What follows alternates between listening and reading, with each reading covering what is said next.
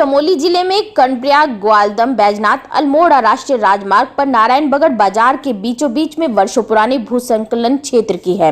बताते चले कि यहां पर दोनों बाजारों के बीच लगभग 300 मीटर के करीब भूसंकलन क्षेत्र है, जहां से ऊपर शिवालय और केवर गांव बसा है और यहां पर लगातार भूसंकलन होने के कारण गांव को अभी भविष्य में गंभीर खतरा होने से इनकार नहीं किया जा सकता है। यह राष्ट्रीय राजमार्ग बीआरओ के पास है। हालांकि बीआरओ लगातार इस स्थान पर ट्रीटमेंट कर रही तो है, परंतु स्थायी रूप से ट्रीटमेंट नहीं किए जाने के कारण यहां बार बार सड़क और जमीन नीचे पिंडर नदी की ओर खिसकती जा रही है, जिससे हर समय खतरा बना रहता है।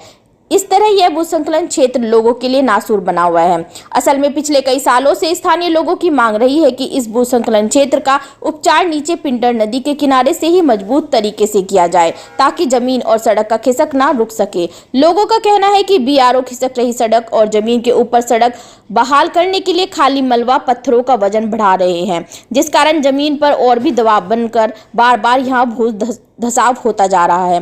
लोगों ने कहा कि न जाने बीआरओ या शासन इस भूसंकलन स्थान का कोई स्थायी समाधान क्यों नहीं कर रहे हैं। इस स्थान पर डामरीकरण भी नहीं किया गया है, जिस कारण दोनों बाजारों के लिए धूल धक्कड़ और बारिश में कीचड़ भी मुसीबत का सबब बना हुआ है।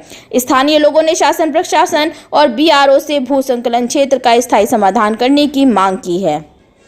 आपदा आई थी उस समय 2013 की जो आपदा आई, उसमें भयंकर रूप से जो स्लेटिंग जोन बन चुका है। इस हमारे ये कर्णप्रयाग ग्वालदम मोटर मार्ग पर ये केवर गांव है, ऊपर कई गांव वहां पर दरारें पड़ चुकी है। आने की समान 2-4 मकानें वैसे भी टूट चुकी है ऊपर, लेकिन सरकार अभी तक न सुन पाई, न विभाग सुन पा रहा है। और जो भी जनप्रतिनिधि है, कई जनप्रतिनिधियों ने कई बार यहाँ पर संपर्क किया अधिकारियों से, और ये अच्छा नहीं लग रहा है। यहाँ पर जो हर साल जो ये टूट फूट की जब कार्य चल रही है और धूल इतना है, बच्चों को सांस लेना मुश्किल हो गया। कई बार जो प्रसव होती है, ऊपर से महिलाएं आती है, वो यहाँ पर रुक जाती है, उनको इतने परेशानी होती है, तब डंडी कंडी में लाकर ऊपर ही ऊपर और हॉस्पिटल तक ले जाना पड़ता है। कई समस्याएं हैं।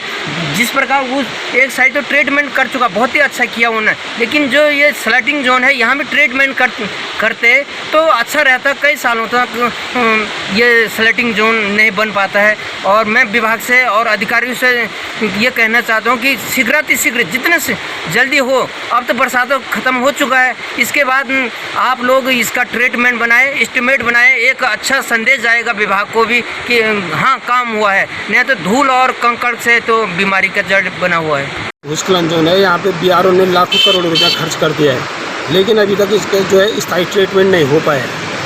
मुझे लग रहा है बीआरओ जब यहाँ पर जनहानि होगी तभी जो है इसका ट्रीटमेंट कर पाएगा। यह जो है सरासर सरकारी धन का दुरुपयोग है। अगर ये इसका स्थायी ट्रीटमेंट नीचे से करें नदी के किनारे तक, जो जितना इन्होंने इस पर धन लगाया उसके आधे में इसका जो है स्थायी ट्रीटमेंट हो जाता है। लेकिन बीआरओ की घोर लापरवाही है।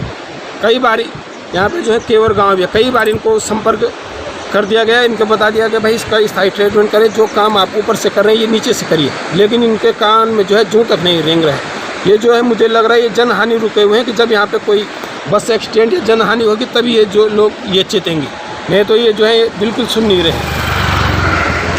से लेकर स्टेशन तक जो ये भूस्खलन जोन है, यहाँ पे जो है बिल्कुल भी इनका जो है काम बिल्कुल शून्य है। धूल ही धूल है यहाँ पे, जो डामरीकरण भी ये कर नहीं रहे। कई बार हम पंथी चले गए, इनके जो है जेई जो बैठते हैं उनसे भी संपर्क किया गया है, लेकिन वो बोलते हैं हमके आदेश ही नहीं है, हमारा तो पार जा रहा है, बाईपास जा रहा है। क्या ये जनता इसलिए चुप रहेगी कि बाईपास जब बनेगा तब बनेगा? जनता इसलिए पिसते रहेगी।